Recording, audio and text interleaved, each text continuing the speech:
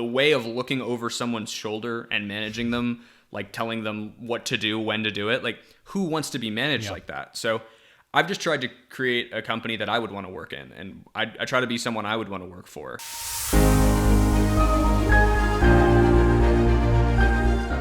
This week, Gary chats with web design entrepreneur Max Sher about growing a 7-figure agency from nothing and his life as a digital nomad CEO.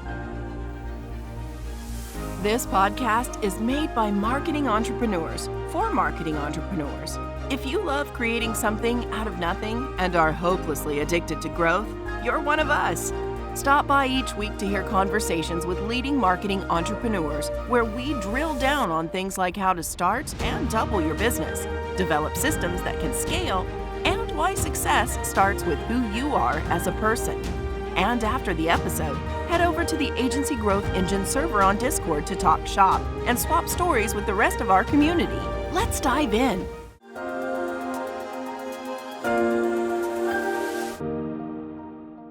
All right, we are live with my friend Max. Max, it's so good to have you on today, and I'm really excited to share your journey with building a marketing agency. And I wanted just to share with everybody what you have built, and I'm going to share it from my perspective, and then I would love for you to tell me what I got right, what I got wrong. So you have a web site agency, a web development agency. You have about 13 team members, and you're doing about $1.25 million yearly revenue.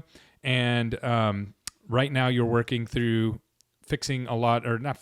adding salespeople and that part of the process of kind of moving out of that seat. What did I get right? What did I get wrong? And what might I have left out? Yeah, I think you pretty much got it. We're a web design agency. You get team number right. That is our revenue target for the year. Will we hit that? Who knows? But that's the goal. It seems like we're on track, but yeah, I'm excited about that and other things. Yeah, I think that's a good summary of what we do. We make websites for different kinds of businesses. So a lot of the times it's B2B companies, software companies, healthcare practices, and the fourth is e-commerce. Those are the 4 real niches that we're servicing right now. What part, like, who's your avatar that you're serving? What is like the main kind of client that you end up getting through? Typically it's someone who built their website themselves the first time or had someone on their internal team build it and like it got the job done. And that's actually what I think that's a prudent decision, right? For your first version of your website to do it yourself, because it's not the most important variable when you're first starting out. But as you start to grow and you're taking your business more seriously, they're like, okay, this is a concept that's working. We're generating profit. This company is going places. Let's start getting serious about our branding and marketing. Let's bring in Max's team to make that happen. Yeah, and I know that you've experienced a lot of growth lately. What's happened there? Why have you really started to grow? A lot of growth has come from 2 things, I would say. One is getting really, really organized because when I was not organized, there were too many pieces that were moving in directions that I didn't keep track of, and then I wasn't able to, I couldn't focus on sales the way that I needed to in order to allow that growth to happen. So 1 is getting super organized, and then 2 is getting really systematic about my sales process, which I guess is also being really organized, but it's treating sales the same way you treat everything else in your business, which is if you don't, it's not, you can't just set a revenue target and hope that you're going to get there. You have to build a system to actually achieve that target. And, what do you do every day that leads you to that number? That's I think the mindset shift that's led to the growth. And so when you got organized, how much growth have you experienced since you've really put your mind to it and got those systems organized? I took an interesting journey. I think it's reminiscent of a lot of different marketing agencies. What we started with, I started this company when I was in college. Mm-hmm. And when I was first starting, I was 18 years old and I wanted to grow this thing, but I didn't know what that meant. At first I was a freelancer, and then I was like, okay, I can do pretty much anything. Like I can run Facebook ads, I can build websites, I can make logos. I could do anything like fairly well.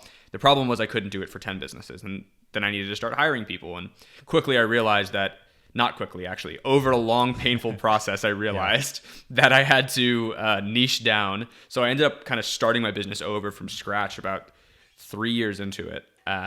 And that was when I was like, okay, time to get organized. So I really started from like nothing essentially to where we're at now. over the last 3 years.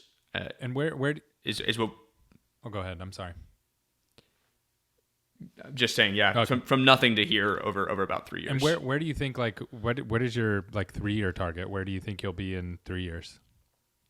Well, I don't know about 3, but I'm shooting for 4 years from now. I want to be at a place where I can sell my company. Whether or not I choose to is a different thing, but I want to be at a place where I could sell the company and make about 10 million from it. So that means that I have to grow significantly. I was working it out with someone who specializes in this. It means I need to do double or triple every year from now to then in order to achieve that number. So that's, wherever you want to place me on that progress bar 3 years from now is my 3-year target. Got it. And so what are your like initial steps right now that you're working on to get to that 4-year target? My current constraint is operational growth. So sales is something that I've gotten reasonably good at, and I can foresee like where that stall is going to happen. Like I can tell I just hired a new designer. When I get that designer to their capacity, sales is going to be the next constraint. But right now, what my biggest problem is hiring good designers and then training them up to speed quickly so that they can do our process effectively. And then my next constraint from there will be sales. Got it. Yeah, because sales isn't going to be able to keep up with your operational output, and your labor will be too high, right? Exactly. And web design is such like it's kind of a low margin business, really, if you're doing custom sites like what we do. So any operational, and this problem diminishes as you grow, but any operational capacity that you're not using is really expensive. Mm-hmm. It's a huge opportunity cost. Yeah. And just a raw cost. Yeah. And so what are you, how are you tackling that? I know one of the things that makes you kind of unique is you're super system driven, right? So you are in an artistic niche, right? Where you're like, hey, we're going to make you a really nice website, but you're solving it through airtight systems, which usually those two things are opposite ends of the stick. So you're more systems driven, correct? Yeah, that's fair to say. I'd say the way we're tackling that, to answer your question, we take design students right out of college who have no experience working in websites, and we take them into an internship. This is where every successful designer I've had over the last 3 years really has come from. We take them out of this and we put them through like a 3 to 6 month internship where they're doing projects for us and they're making money for us, but they're also generating like they're developing their skill sets. They're going through training materials, and the trainings themselves have become more rigorous over time. Like they used to be like, hey, just shadow me on a project, and now they're like, go through these videos in this order and then give me progress reports and things. So it's improving, but that's currently one of my focus areas. That's great, and that's what's going to allow you to grow, right? Is that what you foresee the biggest opportunity for you to grow, is nailing that down really tight? I think so. I think it's one of my key. It's definitely the hardest position to hire for because we can't hire like an expert designer who's already. I have very, very rarely found any success hiring a designer who already is super experienced. And when I do find someone who's that good, who works well with us, they're pretty much only freelancers. And they'll only work with us like one project a month or something like that. And, that's not really what we want. Exactly. Yeah. And that's what I've experienced too. Like when we want to hire, we've actually are working on something right now where we need some pretty high end strategy for social ads. And so like anybody out there that's like, $4,000, $5,000, $6,000 a month or whatever it may be, it's like, okay, they don't have the experience that we really need, right? They're not going to be able to come in and solve at the level that we need it. And all the people who do have the strategy at the level that we need, they run their own company or they're freelancers, right? So what we're actually working on, I don't know if it'll work or not. We're going to work with a couple freelancers and we're going to just tell them, hey, we just need you for strategy. We don't need you to touch anything. And then we're going to hire VAs who have the skill set and then use them to roll out the skill set after they build the strategy. And then they tell us, yeah, they're executing the strategy, or I would change this, or I would change that. So I'm really excited to roll that out. And I think this is really the future, right, for agencies and web companies, because you have to be able to figure out how to keep your costs down and also deliver a superior product at the same time. You've absolutely scaled one person there to be like 10 people. That's really cool. I like that. I wonder where in my business I can use that concept. I like that a lot. Yeah, I'm excited for it. I mean, we've done it in other areas, but we just not in this very strategic, like it's really high end strategic where, like, frankly, I don't know if we could find a VA that would be able to do the stuff that we need them to do. But for sure, there's agencies out there that can do it, right? So, or freelancers that can do it. So anyways, I think those are the kind of creative approaches that are needed to be able to grow the way that people want to grow, especially in the day and age that we live in. I know for you, one of the things that you told me before we hopped on air that I thought was super interesting, you're kind of a nomad, right? So you're in Las Vegas, you're going to LA, and you kind of travel around, and you're correct me if I'm wrong, a minimalist. You don't have a lot of stuff with you. How did that end up happening? I was living in Tucson, Arizona, which is where I went to college, and I had graduated, and I owned the house that I lived in, and I was bored. After graduation, right? There's this time period where people are just slowly moving out over like a year, and after a year I'm like, okay, do I want to be somewhere where everything I care about is leaving the city actively every month, or do I want to go somewhere and like find a new adventure and a new way to live? So I was trying to figure out where to go, and I was talking to one of my old high school friends on the phone, and she told me like, hey, you've always talked about traveling a lot, like now's the time to do that. You don't have a place where you want to go. So I said screw it, and I called a guy I know who was looking for a room, and I said, hey, do you want to rent the room that I was living in my house? He's like, yeah, but I need to move in tomorrow. I said, okay, we can do that. So I just packed up everything I had, put it in my car, sold everything else, and then just drove to Austin, Texas. And I never signed a lease again. So you went from like that's how it Austin happened. to Las Vegas to LA, and you just kind of bounce around. So how do you do that and manage your team? Like what are some things that you've had to learn to be able to manage a team of 13 and always be on the go and not have like an office set up, so to speak? I've never known anything else. It's kind of the whole way I've done things. Not having ever managed people in a physical location, I guess my comparison set's 0. But I would think that the reason it works is because the way of looking over someone's shoulder and managing them, like telling them what to do, when to do it, like who wants to be managed like that? So I've just tried to create a company that I would want to work in, and I try to be someone I would want to work for. And are people working full 8-hour days when they work for me remotely? I don't know. I hope so. I hope that people use the trust that I give them well. But honestly, it's of secondary importance to me. We structure things so that if everybody knows what they need to get done that week. And on Friday, we end every week by looking at our board, and we say like, okay, did everyone get done what they said they needed to get done? And if the answer is no, what's interesting is it doesn't just fall on that person. The whole team works together, and we don't really work late, but like if we needed to, everyone would work together to get it to that point. So people are they're not going to be throwing their team under the bus like that and forcing everybody to work harder at the end of the day on Friday. And we just don't have that problem. And I think this is really the future of managing teams, because I've managed 20 people in office. We have over 100 people now that we're managing at our agency, and we're 100% remote right now. So there's definitely pros and cons to both, but really what it boils down to is having a culture of getting stuff done, right? Like I want to complete things. I want to do and excellence, right? You want it done properly. And really what you hit there is it's more about being part of the team and not letting your team down than letting my boss down or the client down. That's the real thing about being able to get things done. And there's been some interesting studies on this. There was several companies that do unlimited PTO, right? And we've thought about, we do a 980 schedule. So every other Friday, everybody gets off. So twice a month, at least you get a 3-day weekend. But you have to get all your work done, right? In the amount of time, and it's the same amount of work, just you get more days off. And we're thinking about moving to unlimited PTO. But one of the things that I've looked at is actually people take less PTO off when paid time off when they have unlimited PTO. And the reason for that is the managers and the team members still have to get all their work done. And so what ends up happening is people feel guilty and they don't want to take the time off. And so and not because of the company. It has nothing to do with the company or the boss.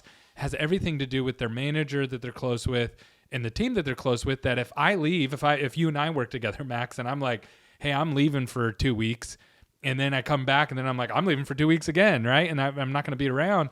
That you have to do all that work. Like the work still has to get done.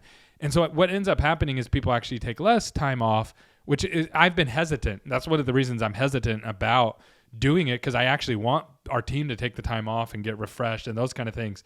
And so we've been kind of working through that. And it sounds like that's the kind of the atmosphere, the culture that you've built, is you're basing success off of the amount of work you can get done, not so much did you show up and punch in a card. Is that right?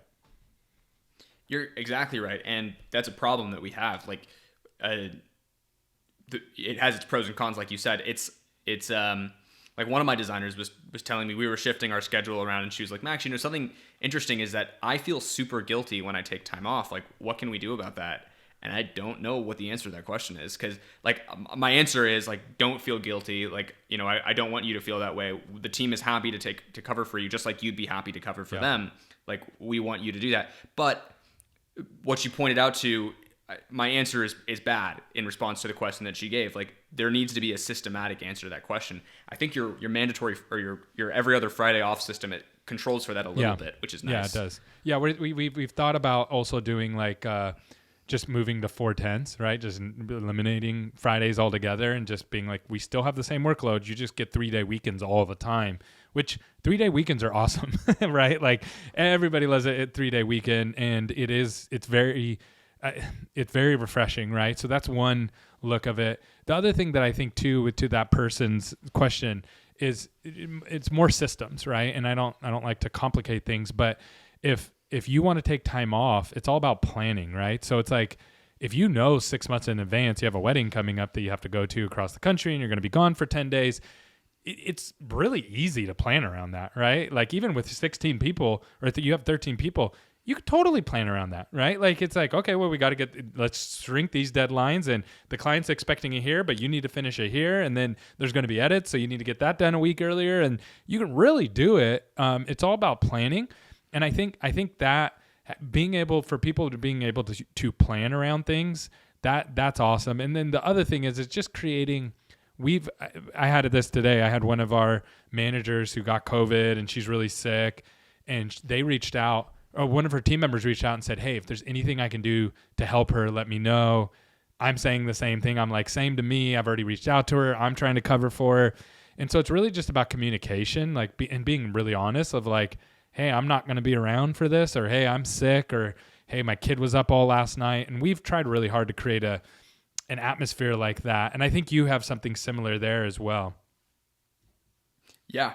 Another thing that as we're talking about this, that I've realized that we do, we have like an overflow agency. So if someone is sick or something crazy happens out of the blue, we can send it to them and they'll help us. And we've actually got 2 overflow agencies for different kinds of requests. That helps quite a bit, not just in that scenario, but in a lot of situations. Like just because having an agency, the capacity level is so variable sometimes. There's just so many little tornadoes that can get thrown your way. Yeah. So walk me through that. How did you build that relationship? How does that work? How do you keep your costs down? And how do you prevent your team from just shipping everything over to the overflow agency? Well, there's only specific things we would ever send to the overflow agency. Like our core product, the design and development of a website, we do in-house. However, if we don't really have a hard rule about what we can and can't send to them, but they need to get it approved before they send it out to them. And I will only approve it if like 2 conditions are met. 1, there's no one who's already on the payroll that can't do it, that has flexibility, will do it. And then 2, if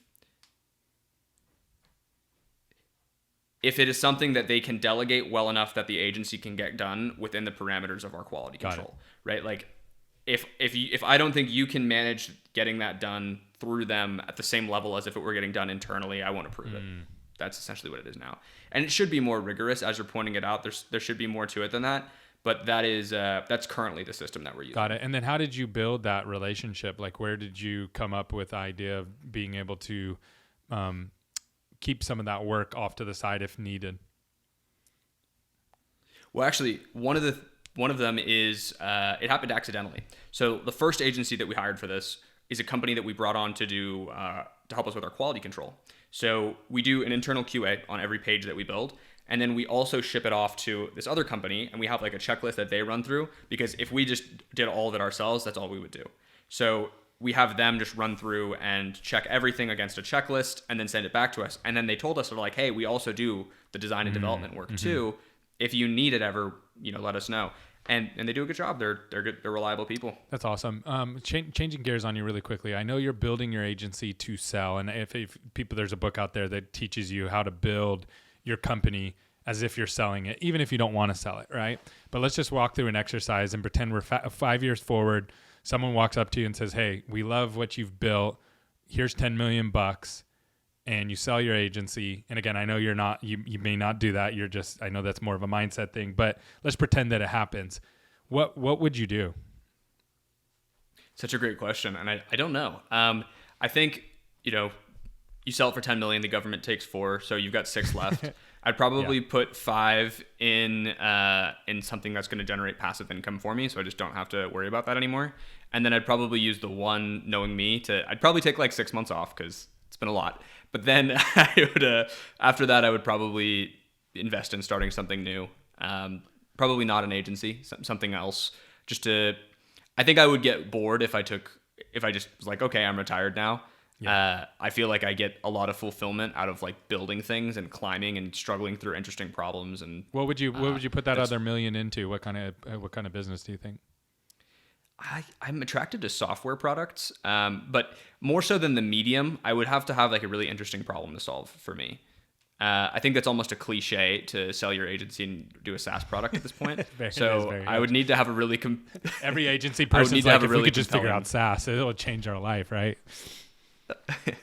And then there's a whole different set of problems with the SaaS, I'm sure, that I just don't even know about. But yes. Yeah. That's awesome. That's essentially how I'm thinking about it. So right now, what's your biggest struggle that you're dealing with inside your agency? Like, what's the biggest brick wall that you're up against? Number one brick wall, bar none, is getting myself out of the sales process. I am right now the generator of leads and the closer of deals. So marketing and sales, would you say, was getting yourself out of marketing and sales?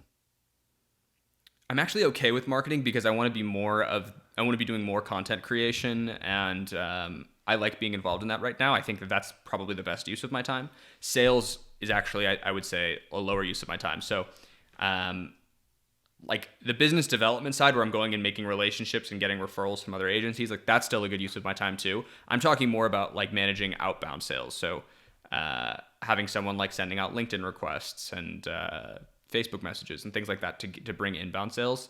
Right now, I'm doing a lot of that myself, and that's very time consuming. It is, yeah, and you can't leverage it, right? Like you can only send so many messages physically at a time. And then is it also the sales process, like when the clients come in? Is that one of the things that you're trying to replace yourself as well?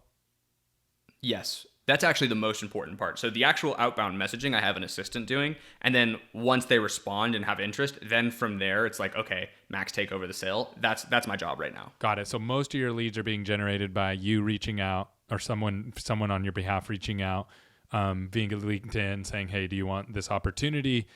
We can build your website, or we notice something about your website. And then they're getting to sales, and that's getting passed to someone else? Right now, it's me. I'm trying to train someone at the moment to start doing that. He's in the very early stages of his role. But at the moment, that's me that it's being passed to at that point. Yeah, I know with a lot of entrepreneurs, it's scary, right? I know when I thought I would never get out of sales in my company. Like I was like, nope, I would just have to do this forever. Nobody else can do it. But there's definitely a process and a way to do that. What have you seen working? I know it's very early on, but what are you seeing that's working? Mm-hmm. What's not working? So what I'm trying to do, I took a guy out of college because I'm trying to use the same approach that I've done with other things that are really hard, which is like, let's take someone and mentor them for a little bit and turn them into someone that can do this. So I took someone out of college and I taught him. I started by teaching him how to like critique a website, because I thought like he needs to have some base knowledge of the industry before he's able. No one's going to sell to you unless they think you're the right person to do this project. You have to make them think you're almost like a marketing genius before they're willing to sell to purchase from you. So I started off on the wrong foot. I think was trying to teach him how to critique websites. Then I backpedaled a bit. I'm like, okay, this guy probably needs a basic foundation of how business works so he can understand what we actually do as a company, which is we solve a business problem. We help companies generate more revenue, and you have to understand what that means to the buyer in order to sell to them. So I recorded a bunch of trainings because I'm trying to make this scalable so I can hire like 4 more reps once this works. I recorded a bunch of trainings on like, here's what a B2B business model looks like, B2C, here's how medical practices make money. Like I recorded like 10 different business models that we're commonly interacting with, just a breakdown of what they are and what's important to them. So then I had him watch all those. And then I recorded a whole series on like how marketing works and what marketing tools there are out there. Like what's SEO, how do search engines work, how does social media work, like all those things. So then we got into that. And now I'm recording a section on what are the individual tools, like what's Zapier, what's a CRM, like what's an ERP, what are all these things that you need to know about on a sales call or you're going to sound like an idiot, those kinds of things. So I'm trying to take that approach while also teaching a little bit of like web critique stuff. Got it. Yeah. Have you ever read the book Checklist Manifesto? No. Oh man, it's so good. Basically, it's a surgeon, and this surgeon comes in and he says, I always thought that what I did as a surgeon could not be duplicated, could not be trained, right? You had to like go to school and then you just had to really have the touch, and there's no way you could put it in a checklist. But then he started to look into other industries, and he started looking into construction, and he started to look into the airline industry, pilots specifically. And what he noticed, he said, the construction industry, he's like, how do they build these big towers and they don't fall over, even though they have all these different contractors, all these different companies coming in, right? Tons of different accountability from different people, and the building stands up still. And he was like, they use checklist, and then specifically in the construction industry, they have checklist, and then they have communication checklist when something changes.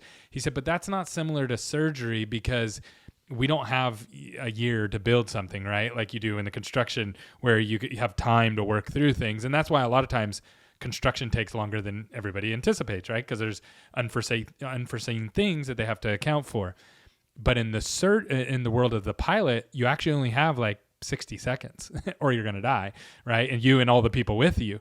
And what he noticed is that the industry or the pilot industry, they have these checklists that are awesome, and they're very, very quick, and they're straight to the point. And basically it's like, look, if this happens, you go through this 3-point checklist and you have to make sure these 3 things are happening. This is like the most important thing, but it takes into an account that they're expert pilots, right? They know you don't have to like still fly the plane. You know what I mean? There's not a checklist. So what happens is we end up creating complicated checklists. And one thing that I did when I was working with sales, now our situation is a little bit different, because I brought in somebody who really understood the dental industry and was like very proficient in being able to speak dental with everybody, but they didn't really understand our product necessarily.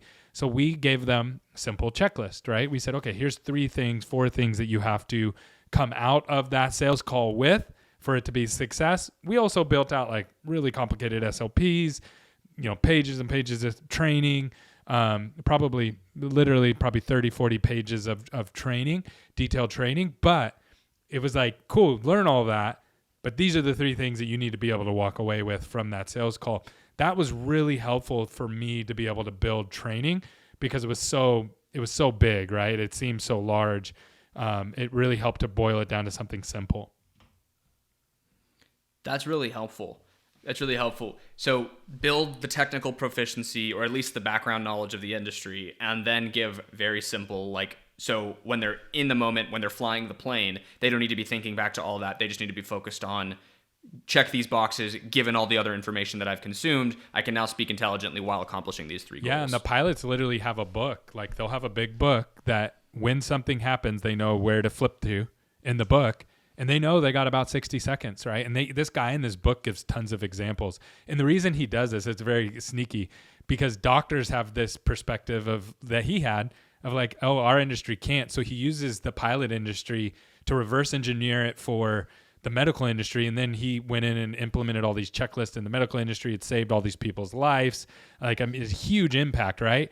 And I'm just sitting there going, for me, I'm like, oh, well, I run a marketing agency. If it works for surgeons and for pilots, it for sure will work for us, right? Because we're a little bit closer to construction, where we have longer timelines. We don't need to know right that second. We can say, oh, let me get back to you on that. Where in surgery and in the airlines, you can't do that. You don't have that luxury. People will die because of it. So it's very impactful. And then basically what you do is you summarize all the stuff that you just talked about, right? You keep all that.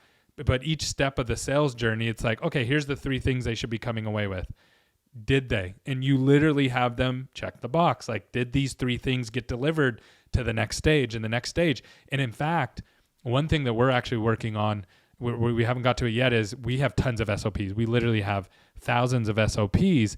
But the problem with SOPs is you can't consume it quickly, right? Like, even if you've read it in the past, you may have wrote the SOP and you're not even 100% sure what it says, right? Because it was a year ago or whatever, where a simple checklist allows somebody like yourself to look at it and go, oh, okay, I know what to do. If all I have to do is deliver these 3 to 6 things, I know exactly what to do. And that we're actually going to go back through and add those to all of our SOPs. Is like, okay, here's the 4 to 6 things that you have to walk away with from a high level. So that way you don't have to read through the whole SOP again. That's a really helpful concept. A friend of mine gave me this cool saying, I think he stole it from somewhere too, that process documentation should happen where processes happen. So when I heard that, what we did was we shifted our SOPs from like these long Word documents into checklists. Like, okay, is the client's website already live? Yes. Next step. So I ended up hiring someone whose job it is to be like our internal systems administrator. And what he does is he took our process documents and turned them into checklists. And then he took these checklists and triggered like all these automations. So once we get a sale, our entire process begins and unfolds like almost automatically from there. It's as long as everyone goes and clicks the check marks when they get the notifications in Slack, like it'll happen pretty much automatically. Yeah, that's really cool. I love, and the more automation you can do, the easier everybody's life is, right? I think that that's so smart. The other thing that I've added to some of our SOPs, and we could do a better job of this, is the SOPs kind of like the letter of the law, right? Like you need to read it. You need to know that this is what we do. And I've added looms or videos, right, that they can watch. And I tell them, hey guys, here's the letter of the law, but let me explain the spirit of the law. Let me explain why we made this SOP. Let me explain why this is so important, especially in sales. I did this a lot because I really I explained to them, like, guys, we don't actually sell, we educate. Guys, we don't actually do it this way. We do it this way. Here's what everybody else in the industry is doing. I want to make sure that we do this. And I really explain to them in video, so that way when they go through and they read the SOP, they get what we're trying to do, but they also understand the spirit behind it. And I think adding that checklist to it I think that's like the complete package. The video is also key. There almost needs to be a standard operating procedure. We have one of those. Like you can't. You yeah, do we have an SOP on how to make SOPs. Yeah. That's what we need. I think you've inspired an action here. That's what I'm going to do. It needs to have a checklist, it needs to have a video, and it needs to have the written version. Yeah. We have Lauren. We call her a queen of SOPs. Like that's her job inside of SMC is to take processes and break them down and put them back into SOPs. And literally one of the first SOPs she made was how to make an SOP. So yeah, we have that. It was a running joke for a while. Let me go back while we have you, Max, here. I think that you can really provide some value. I want to walk through where your mind was. So I reach out all the time, like almost every day. Someone reaches out on TikTok or on Instagram and they're like, hey, I love what you're building and we're trying to start, right? And where was your mindset at when you started this agency? And like just it's transparent and the mess and everything. And I will do the same when after you're done, but just be as transparent as possible. I think that will really help some people. Yeah. I'll be fully transparent with you here. I was 18 years old, hanging out in a hookah lounge like you do when you're 18. And the owner had seen me before, and he's like, I would sit there with my friends and we would do our homework. And he came up to me and he's like, "Hey, you guys, you're a computer guy, right?" I'm like, "Yeah, I'm a computer guy." And he's like, "Can you make a website for my new grocery store that I'm opening up?" I'd never made a website or really thought too critically about one before. I'm like, "Yeah, I can do that." So I sat down with him. I wrote up this contract. I created an LLC, some cheesy name. And I'm like, "Yeah, pay me half up front. Give me $1,000. I'll make you this grocery store website. I'll do it in 2 weeks." I made up every one of those numbers, thought that they just made sense and sounded right. I was sure I could do it because I'm like, there's got to be some template or something I can use. Went horribly. I screwed that thing up so badly. I turned it into him. The person I hired to do it with the down payment failed, so I ended up doing it myself. And I did it badly because little did I know it's actually really hard to make a grocery store website. So I ended up doing a bad job, turned it into them. They hated it. So I ended up giving them their money back. So now I'm out the $500 that I already spent on a developer to do this badly. But I pretty much figured out how to make websites that aren't that hard. If it was 10% easier, I could have done it. So that got me thinking, okay, I need to be a little bit more of a practitioner in order to do this, at least for the start. So when people ask me how do you start, my answer is figure it out later. Just start and figure it out later. You'll screw up and that's fine. Don't charge $10,000 for your first project. You can maybe take something up front, but be prepared to refund it if it doesn't go well. You can do a little bit of research, but really just don't overthink it. Make your first sale and you will be forced to figure out the rest of the details later. 100%. Yeah. Get into something, do something, and just start. People reach out and they're like, "Oh, I'm thinking about this or this." I'm like, "Just do it. Start."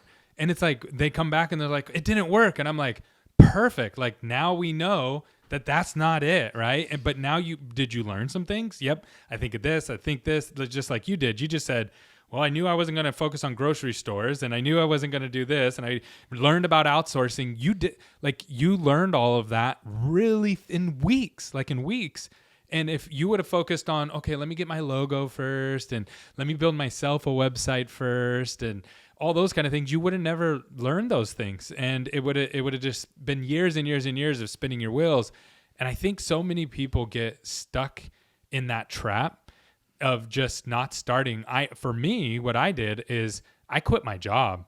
So I literally just said, I had a job that was paying me good money and I just quit. I just said, all right, I'm quitting. I'm starting this marketing thing. I'm going to do email marketing. I happened to have somebody who had a framework on how to send the emails and stuff, and I paid them for the software. So they had some structure there. But within a year, I was adding services. You know what I mean? I was working outside of that. I eventually switched off of their software and found a more cost-effective option. And it only happened. I had to go get sales so I could feed myself, right? And my kids. So it's so important. Starting is so important. If you spin your wheels there, you will get stuck. And I can't stress that part enough. So how long was it until you actually had a business? So from that grocery store website to, okay, now I actually have a business. I have a team. I'm getting it. How long was that? I made my first hire. This was before I started my company over from scratch. So it ended up being not as great of a business as I thought. But I probably made my first hire 2 years after that day. Well, actually, I made my first hire that day, right? When I tried to hire someone for the first time. But I ended up, I experimented with outsourcing a couple of times too, in between there. But really, when I got someone who was working for me full time, it was about 2 years later. I was doing everything myself until that point, pretty much. Got it. And so, which in retrospect, I would have done much sooner. Yeah. So you could have sped that up sooner. If you went back and did it again, it would be much faster, right? Absolutely, because you don't need to hire someone full time to start. You can hire someone on a project basis and have it be immediately profitable. Well, plus what year was that? 2017. Got it. Yeah. So it's so much easier to hire VAs and stuff like that. There's so many more services. I remember when I first hired somebody online, it was you're risking everything, right? Like it was really hard to do, and you're like crossing your fingers that they don't rob you, you know what I mean, and take your money. So yeah, it's so much easier now with these middle companies and lots of options out there to be able to help people with the virtual assistant type model and getting people in part-time. That's huge. So how many are most of your employees in the States, or are they overseas? We're everywhere. All of our designers are in the U.S., but I would take designers in other countries as long as they were native English speakers. And then I've got some staff in South America. We've got a few other one-off positions here in the States, like my accountant and like our integrations person. And then we've got a lot of our development team in the Philippines. We've got some specific roles, like for specific parts of projects that we'll do in India. Do you guys all work at the same time? Do you like require people that they be on the clock at the same time, or do you? It depends. Some positions are more flexible than others, but there are some people who we pay a premium to for them to work a night shift for them. Got it. And then where do you, to get to your goal in the 4-year target, how big of a team are you going to have to make that happen? It's going to be about 60 people. Got it.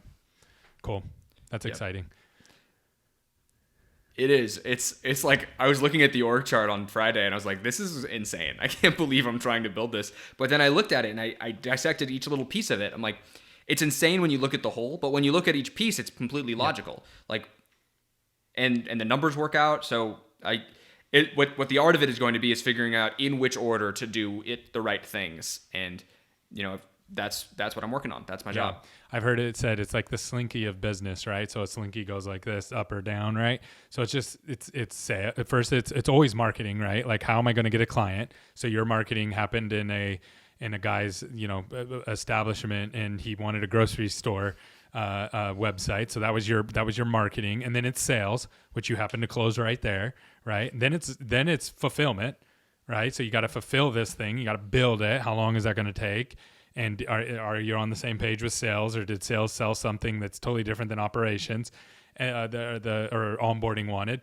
Then from there, it's how do you maintain that relationship or keep growing that relationship or get referrals, and then you start the process over again, right? Like that's how it always goes. And I think the interesting thing about it is, and you've been doing this for a while, is it's going to break. Like, whatever you build now is going to break. Like, it's not going to hold up at 4x or 5x. And you really have to get comfortable with that. How do you deal with that side of it, of like failing and disappointing your clients or disappointing your team members and not having all the answers? Disappointing the clients that's the easiest one to solve. You just give them their money back. It's something that I learned from my grandfather. Like, you always want to be on the right side of fair. You never want to be, the last thing you ever want to put into question is your integrity. So that's the easiest one to solve. The hardest one to solve is disappointing your team. When you are wrong about who you need for a role and you hire the wrong person and they like leave their job to come work for you and it doesn't work and you're like, oh my God, did I just ruin this person's life? Like, that's the worst thing that can happen to you in business, in my opinion. Like, I think I've made every single mistake, and that's my least favorite one. Yeah, agreed. Yeah, that's a tough one. Go ahead. So that's one. The other thing is I try to bounce my ideas off people before I do things.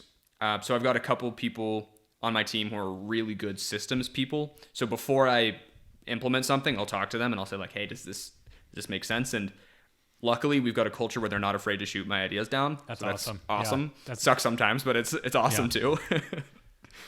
And then I've also got a coach who I hired to talk me through. He's about twice my size, so usually he'll run into a stumbling block before I do. Oh, that's really good. That's awesome and really, really smart. Well, Max, you did a great job today. This is going to be super helpful to the people listening. If someone wanted to reach out to you, learn more about your business, or even use your services, how would they get in touch with you? Yeah, just go to sheragency.com, SHER agency.com. And there's a place on there where you can request a free audit of your website. If you're running an agency, we can also audit your clients' websites for you if you'd like to, resell some of our services. That's something we do. We're also available to work on your agency sites. We've worked with a lot of marketing agencies in different capacities.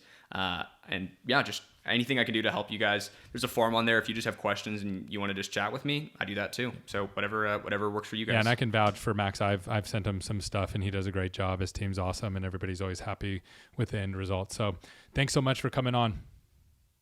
Thanks, Gary.